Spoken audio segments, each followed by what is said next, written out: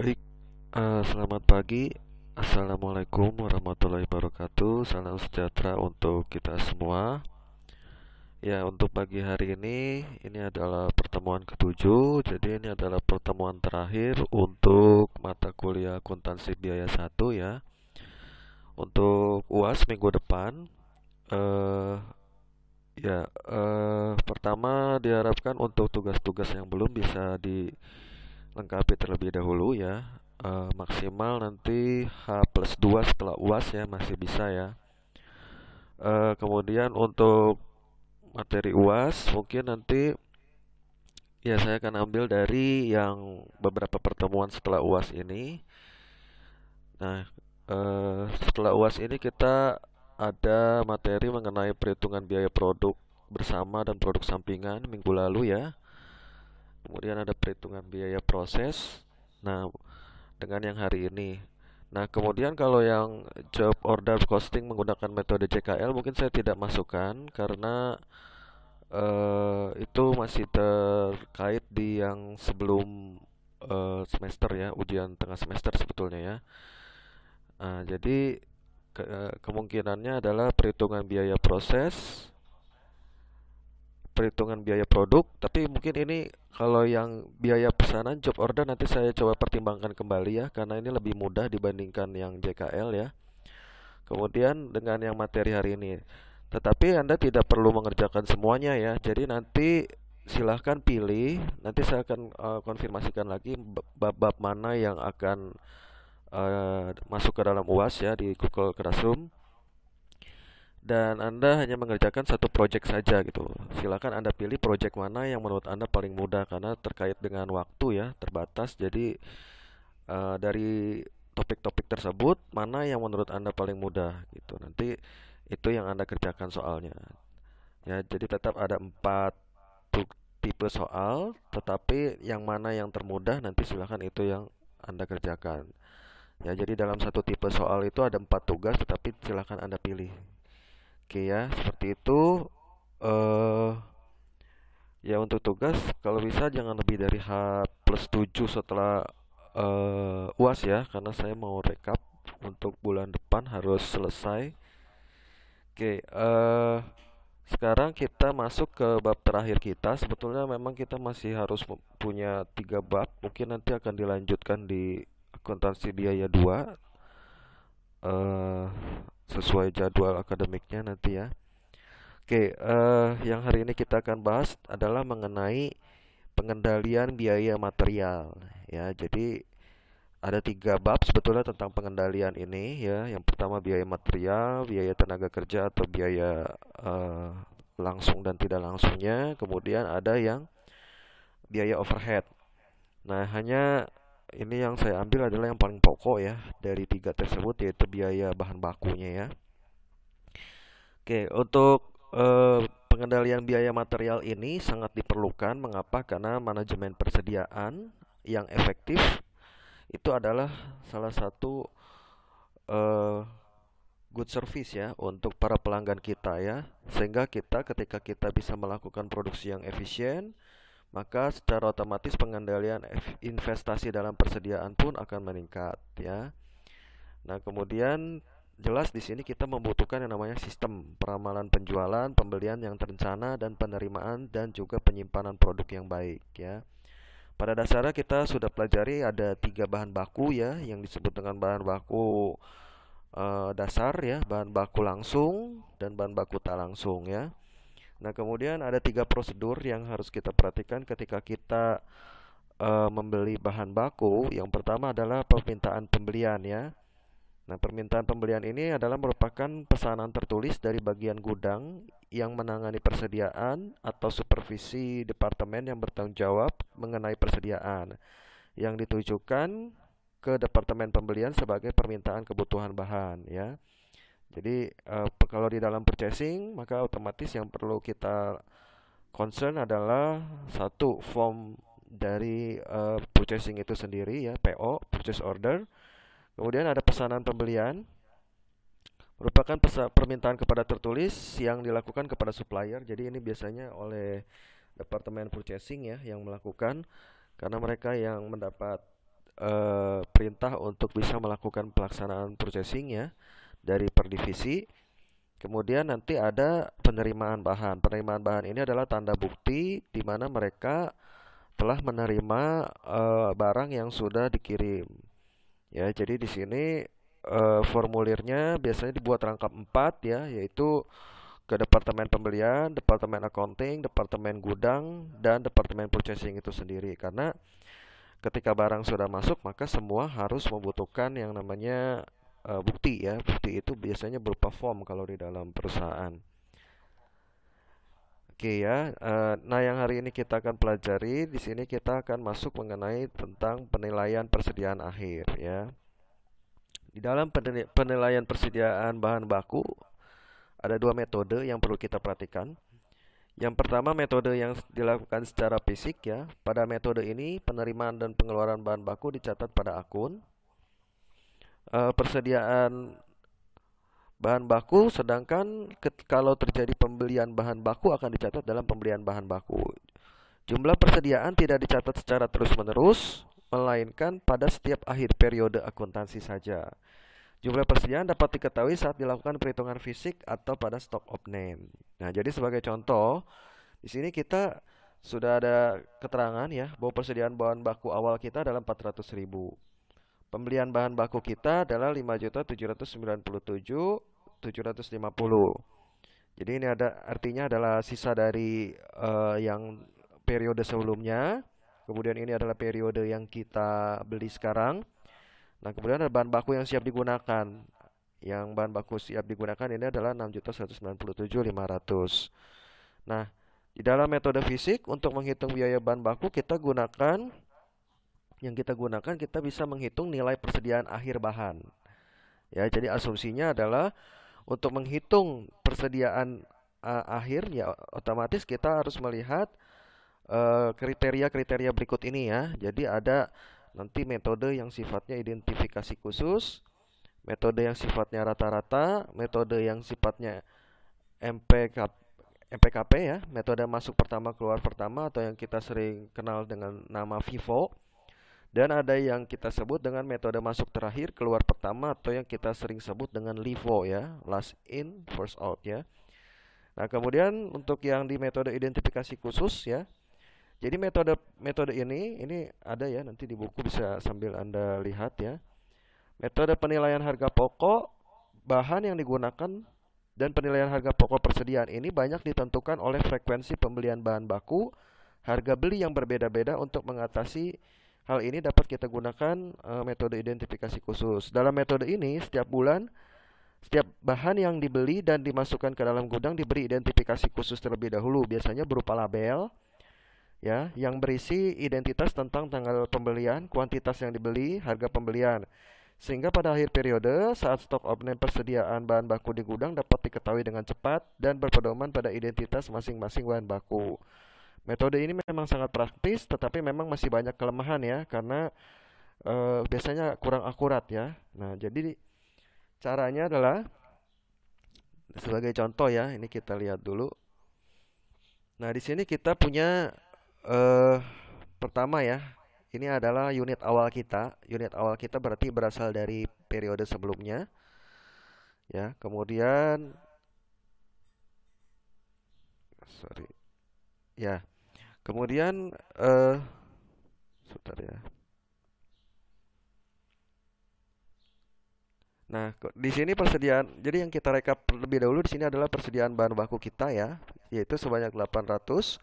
Kemudian pembelian bahan baku itu 12.100 ini dari mana? Kita pembelian itu adalah dari pembelian selama bulan tersebut ya, tapi tidak mencakup persediaan awal, karena namanya persediaan awal itu adalah sisa dari periode sebelumnya. Jadi yang kita hitung adalah dari setelah persediaan awal ya, atau Anda bisa lakukan dengan cara total unit Anda kurangi dengan 800 sebagai unit awal ya. Nah, itu kita mencari pembelian bahan baku. Kemudian bahan baku yang siap digunakan ini ya sama, artinya total dari keseluruhan ini 12.900. Kemudian persediaan bahan baku itu sendiri yang apa namanya yang keluar ya, itu atau yang akhir ini kita ada 10.680 ya. Nah, kemudian kita lihat biaya akhir bahan bakunya itu adalah 12.900, kita kurangi dengan 10.680, kita dapati 2.220. Nah, untuk hasil stock of name berdasarkan identifikasi khusus, di sini ada keterangan pada tanggal 31 Juli bahwa persediaan yang ada yaitu dari persediaan yang ada ini adalah dari pembelian tanggal 12 Juli yang masih ada ya. Sisanya adalah sebanyak 350 unit. Dari pembelian tanggal 16 yang masih ada sisanya adalah 240. Dari pembelian tanggal 17 itu sebanyak 540, dan kemudian dari pembelian tanggal 25 Juli ini adalah sebanyak 1090. Nah, pertama, untuk kita menghitung nilai-nilai persediaan ini kan baru kita ketahui unitnya ya. Maka kita harus temukan dulu berapa nilainya secara rupiah ya, atau secara besaran eh, harganya. Nah, kita memakai patokan yaitu kita kalikan dengan harga-harga yang ada di sini ya, harga-harga yang per unit. Jadi, sebagai contoh kalau ini 350 unit ini pada tanggal 12, maka di sini harga yang tertera adalah 475. Kita kalikan 475, kemudian yang 240 pada tanggal 16, di sini ada 480, berarti kita kalikan. Nah, setelah itu kita dapati hasilnya semua di sini. Maka kita jumlahkan totalnya adalah 1.041.950. Nah, kemudian biaya bahan yang digunakannya pertama ya. Di sini persediaan awal bahan baku kita adalah 400.000 ya. 400.000 itu adalah dari 800 unit awal dikali 500. Kemudian pembelian bahan selama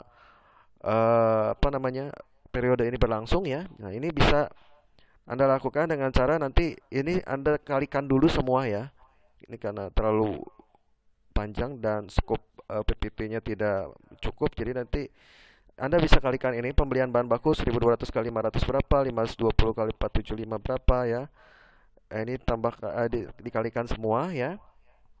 Nah, nanti rekapitulasinya bisa Anda tuliskan di sini ya. Kemudian bahan baku yang siap digunakan itu berarti keseluruhan ditambah dengan 400.000 ini ya. Kalau yang ini yang sisa ya, kalau ini yang full unitnya ya. Nah, jadi 5.797. Kemudian bahan baku yang siap digunakan adalah sekian, hasil penjumlahan dari bahan baku awal dan pembelian selama bulan tersebut. Kemudian persediaan bahan baku akhir ini adalah yang rekapitulasi dari sisa tadi ya. Jadi bahan baku yang bisa digunakan adalah, atau bahan baku yang terpakai adalah sebesar ini ya, 5.133 ini. Ini adalah bahan baku yang kita gunakan, sementara sisanya adalah 1.041.950.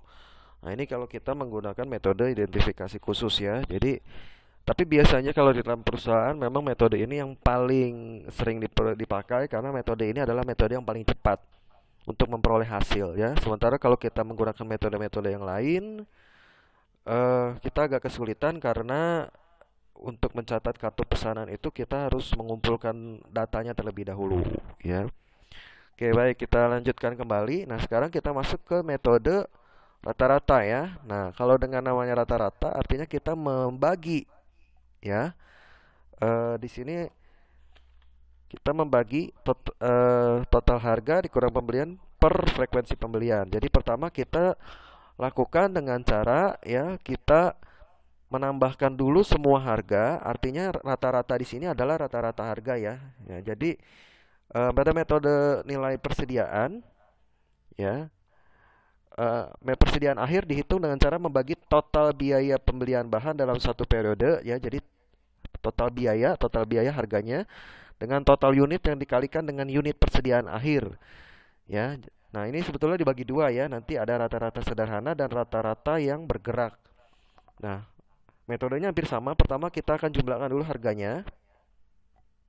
Kemudian kita kali berapa total pembelian kita di sini. Di sini ada 1, 2, 3, 4, 5. Ya, ada 5. Nah, kemudian untuk eh, ini ya, total harga tadi kita bagi dengan total berapa kali ya ada terjadi pembelian ya. Ada 5 ya. Nah, jadi kita mendapati di sini adalah 525. Ini adalah rata-rata dari biaya ya. Jadi rata-rata dari biaya. Oke. Oke, nah sekarang baru kita hitung. Dalam frekuensi pembelian di dalamnya termasuk satu kali persediaan awal. Jadi kita input ya untuk persediaan awalnya. Nah, kemudian sekarang kita lihat ya persediaan awal bahan baku ini adalah 1.400. Pembelian bahan baku tadi ya 12.300 kita kurangin dengan yang pembelian awal berarti dari ini ya ke bawah. Nah, ini kita totalkan adalah 10.900. Bahan baku yang siap digunakan di sini 12.300, pemakaian bahan bakunya 10.780, maka persediaan akhir bahan bakunya adalah 1.520. Nah, untuk menghitung nilai persediaan akhir bahan baku, maka setelah kita ketahui persediaan akhir bahan bakunya, kita kalikan dengan rata-rata biaya yang ada tadi yang sudah kita hitung ya. Jadi kita untuk menggunakan metode rata-rata itu kita menghitung rata-rata biaya ya. Jadi kita tidak ambil dari salah satu atau tadi seperti metode identifikasi khusus ya. Jadi kita merata-ratakan. Nah, di sini memang perlu lebih kompleks. Kenapa? Karena kita harus merata-ratakan biaya terlebih dahulu ya. Kalau di identifikasi khusus kita langsung berapa pembelian pada waktu itu, berapa yang ada di notanya, berapa yang ada di fakturnya itu yang akan kita kalikan. Nah, kemudian di sini setelah kita dapati sebanyak 798 ya. Nah, kemudian baru kita hitung biaya yang digunakan untuk persediaan awal bahan baku ini adalah 1.400 kali 600 ya, 840 ya. Kemudian pembelian bahan baku ini berarti sisanya Anda kalikan ini kali ini kali ini kali ini kali ini ya. Nah, kemudian bahan baku yang digunakan itu adalah bahan baku awal dengan bahan baku selama proses ya. Oke, kemudian persediaan bahan baku yang terakhir ini adalah sebagai pengurang ya. Jadi bahan baku yang digunakan adalah sebanyak sekian ya, 5.645.750. Itu dengan menggunakan metode rata-rata ya, yang ini adalah rata-rata yang sederhana. Nah, kemudian kita masuk lagi ya. Jadi semakin kompleks perhitungannya sebetulnya semakin akurat. Tetapi biasanya yang dipakai di perusahaan itu identifikasi khusus karena memang mereka harus dikejar dengan deadline. Nah, jadi untuk metode rata-rata tertimbang ini mengurangi kelemahan dari metode rata-rata sederhana. Jadi ini lebih baik lagi ya, lebih semakin kompleks semakin akurat ya, yaitu dengan memperhitungkan unit pembelian dan harga pembelian. Jadi rumusnya di sini adalah total harga pembelian kita bagi dengan kuantitas pembelian. Nah, jadi kita kalikan dulu ini semua 1.500 kali 500, 5.200 kali 600 ya. Totalkan nanti kita mendapati 6.891 kita bagi dengan total unitnya 12.500 di sini. Ya. Nah, jadi kita dapati rata-rata harganya 551. Ini jelas lebih akurat karena kita sudah terlebih dahulu membagi dan membaginya menjadi mengkalikan dan membaginya dengan total unit ya. Nah, seperti cara tadi ya sama ini persediaan awal bahan baku 1.500, pembelian bahan baku awalnya adalah ya, 11.000. Kemudian bahan baku siap digunakan adalah 12.500. Pemakaian bahan bakunya adalah 11.100. Persediaan akhir bahan baku adalah 1.400 ya. Nah, kemudian di sini setelah kita temukan, maka kita hitung nilai persediaan akhir bahan baku kita itu adalah 1.400 kita kalikan dengan 771. Kita kalikan dengan 551 yaitu 771 sebentar ya, 771.848 ya. Nah, ini yang awal. Kemudian selama yang digunakan di sini persediaan awal bahan bakunya adalah 750 ya. Persediaan awal bahan baku di sini. Ya, ini tadi 1.400 kita kalikan 551 dulu ya untuk nilai persediaan akhir. Persediaan awal berarti ini 1.500 kali 500. Pembelian berarti yang setelahnya dari tanggal 10 ini sampai tanggal 24 ini kita kalikan masing-masing kita jumlahkan berapa yaitu 6 juta 141 ya, di luar pembelian awal.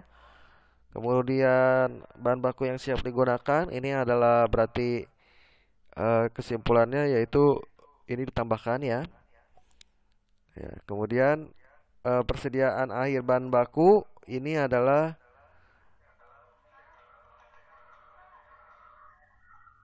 ya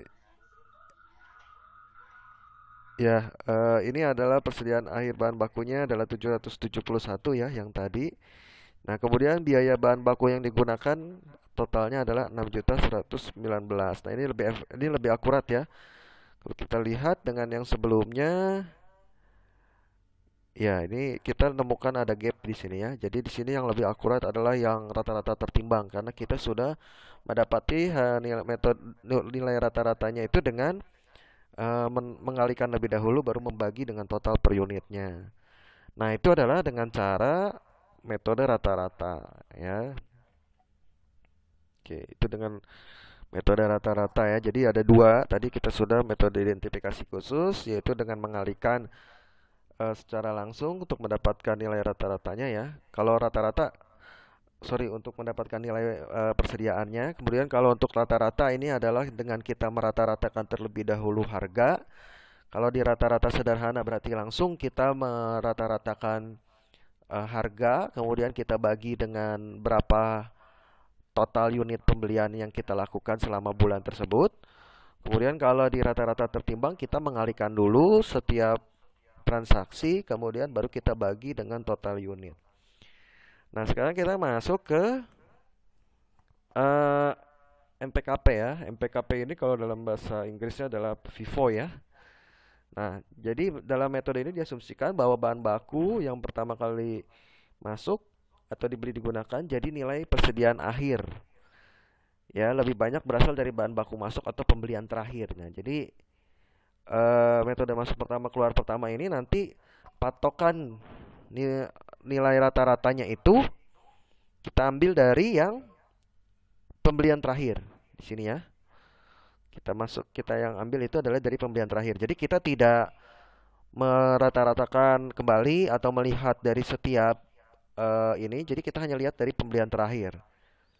Ya, dengan asumsi bahwa yang ini nanti akan menjadi yang patokan kita ya, gitu. Jadi pertama sama ya, langkahnya persediaan awal bahan baku kita 1.300, pembelian bahan baku kita 10.700 itu dari 12.000 dikurang 1.300.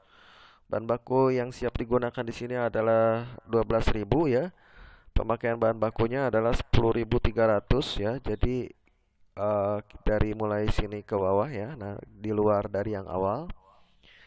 Dan persediaan akhir bahan baku kita dapatnya adalah 1.700 ya. Nah, 1.700 di sini. Kemudian untuk nilai persediaan akhirnya, setelah kita dapati tadi total persediaan akhir bahan baku kita, maka kita kalikan dengan 245 atau harga ya terakhir dari pembelian terakhir tadi. Kita dapati 416 ya. Kemudian persediaan awal bahan baku kita, ini biaya bahan yang digunakan itu adalah seperti tadi rumusnya, persediaan awal kita tambahkan dengan pembelian. Ya, ini Anda kalikan dulu nanti. Maka bahan baku yang siap digunakan itu adalah total dari keseluruhan. Persediaan akhir bahan bakunya ini sebagai pengurang, berarti jadi 2.272.500 ya. Seperti itu. Itu kalau kita menggunakan 2.702 ya, betul ya. Oke, kemudian berikutnya sekarang kita lihat metode yang berikutnya. Ini tadi FIFO. Kalau ini adalah masuk terakhir, keluar pertama. Ya, kuncinya di sini ya. Metode masuk terakhir keluar pertama diasumsikan bahwa bahan baku yang terakhir masuk ya atau dibeli yang digunakan, jadi nilai persediaan akhir lebih banyak berasal dari bahan baku masuk atau pembelian awal. Jadi kalau tadi yang FIFO kita ambil dari yang akhir karena itu yang nanti akan jadi patokan untuk yang pertama. Kalau yang masuk terakhir keluar pertama atau LIFO ini kita ambil yang last in ya. Nah, jadi yang awal ini akan jadi patokannya. Oke, kita lihat sekarang untuk persediaan awal bahan baku kita sama ya seperti tadi ada 1.300. Kemudian untuk pembelian bahan bakunya 10.700 ya. 12.000 dikurangi 1.300. Jadi totalnya ada 12.000. Pemakaian bahan baku adalah 10.300. Maka kita dapati sama 1.700. Nah, hanya di sini untuk menghitung nilai persediaannya kita menggunakan untuk yang ya ini ya, untuk 1.300 ini kita kalikan 200 sama ya nilai awal karena kita jadi patokan nilai awal.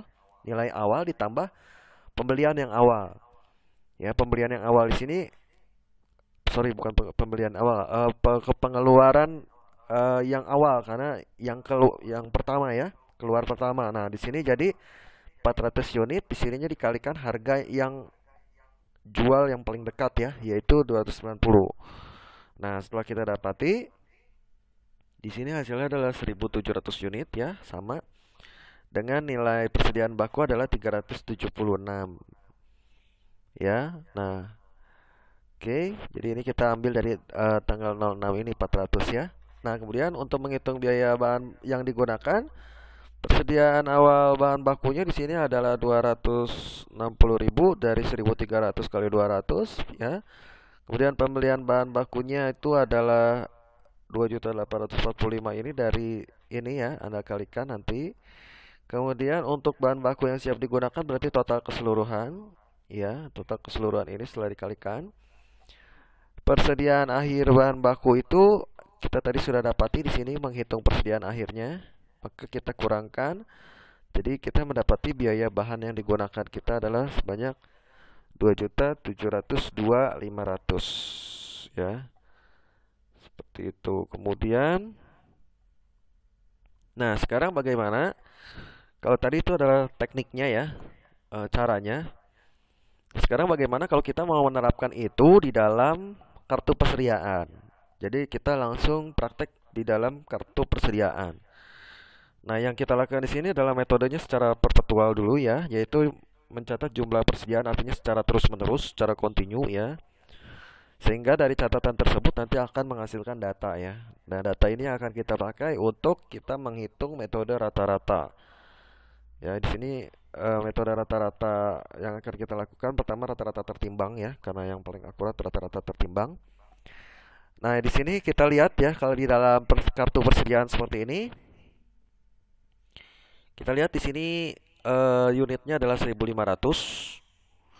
Kemudian pembelian bahan bakunya adalah 12.100 ya. Unit masuk ya. Artinya di sini ada unit masuk 12.100. Kemudian total dari sini ya. Kalau Anda jumlahkan di sini 12.100, maka bahan baku yang siap digunakan adalah 13.600 dikurangkan dengan unit keluar 12.400, maka total 1.200. Untuk menghitung dengan rata-rata tertimbang, kita langsung ambil saja di sini ya, di yang paling terakhir. Ini sudah saya berikan tanda panah. Jadi dia mengambil dari yang ya ini ya, dari yang patokannya yang terakhir harganya 216,66. Kita kalikan. Kemudian untuk persediaan awal bahan baku kita di sini adalah 300.000 ya, dari 1.500 kali 200. Pembelian bahan baku itu adalah kita kalikan atau kita jumlahkan saja di sini ya. 2.602. Bahan baku yang siap digunakan adalah tadi hasil awal dengan hasil ini. Kita totalkan. Kemudian persediaan akhir bahan baku yang jadi patokan kita adalah tadi 1.200 dikalikan yang terakhir ini harga keluar ya. Maka kita kurangkan 259, maka biaya bahan baku kita adalah 2.642. Oke. Kemudian untuk yang ini adalah dengan menggunakan metode rata-rata tertimbang ya. Bagaimana kalau kita menggunakan metode masuk pertama keluar pertama? Nah, di sini oke, di sini ya jawabannya. Jadi pertama kalau yang dengan menggunakan kartu persediaan, Pertama kita lakukan dengan metode masuk pertama keluar pertama ini ya. Kita pakai yang akhir ya tadi ya. Nah, yang akhir ini adalah dengan cara kita mengakumulasikan sisa sisa yang terakhir ini ya. Sisa dari pembelian yang kita beli awal dan unit yang keluar. Jadi sisa ini adalah pembelian terakhir di awal dengan unit keluar, kita temukan selisihnya di sini adalah 100 ya. Kemudian kita kalikan harganya itu adalah pakai yang unit keluar 200 ya. Dan yang 1000 unit kita kalikan 240. 1000 unit ini adalah ya ini ya. eh 1000 unit ya. Oke, yang pembelian terakhir ya. Oke, kemudian setelah itu kita dapati 260 ya. Jadi biaya bahan yang digunakannya ini kita ambil dari 1500 kali 200 sama 300.000. Pembelian bahan baku berarti Anda bisa gunakan ini ya, Anda jumlahkan semua ke bawah. Dijumlahkan semua sini ke bawah. Kemudian eh, totalnya berarti Anda totalkan. Dan tadi kita sudah dapati persediaan akhir bahan bakunya. Maka biaya bahan baku yang digunakan adalah sebanyak 2.056.000 ya. Jadi ini untuk pembelian ya, untuk pembelian ini yang ini jangan dipakai ya, yang 1000 karena ini adalah patokan untuk kita menghitung nilai persediaan. Jadi pembelian itu kita tutup sampai sebelum yang akhir. Jadi ini ya, sampai yang batas ini yang sudah saya kasih kotak untuk yang menghitung yang 2.016 ini ya, 2.016.000 ini. Gitu. Ini adalah metode-metode yang dipakai untuk menghitung nilai persediaan bahan baku ya, khususnya bahan baku akhir dan bahan baku yang kita gunakan ya. Tapi nanti untuk tugas mungkin kita tidak menggunakan yang kartu persediaan. Jadi seperti yang awal tadi ya, contoh awal. Jadi ini lebih simpel ya. Anda sudah bisa melihat berapa kuantitas harga dan keluarnya. Seperti itu ya. Ini sudah beres ya materi untuk yang pengendalian biaya ya. Nanti untuk rekaman dan tugasnya di sesi malam. Silahkan kalau ada pertanyaan atau komentar, saya persilahkan.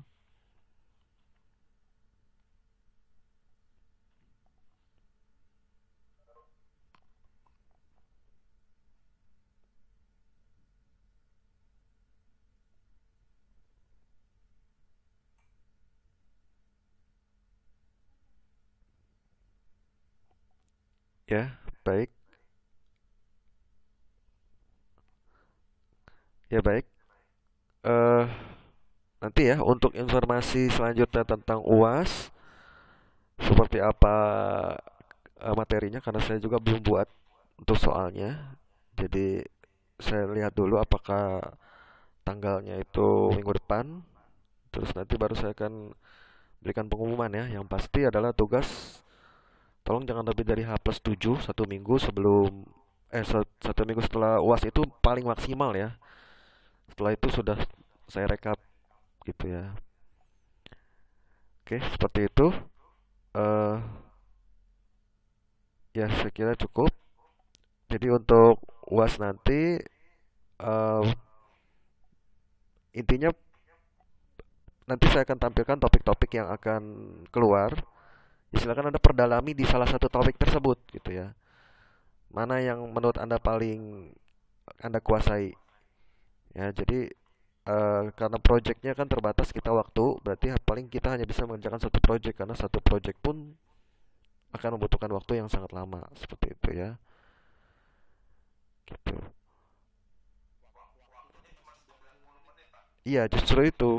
Waktunya kan hanya 90 menit sementara Anda tahu kalau satu kali kita ngerjain aja bisa berjam-jam itu kan ya. Eh, Makanya saya hanya punya satu project aja. Jadi kuasai aja menurut Anda yang paling cepat dan paling mudah.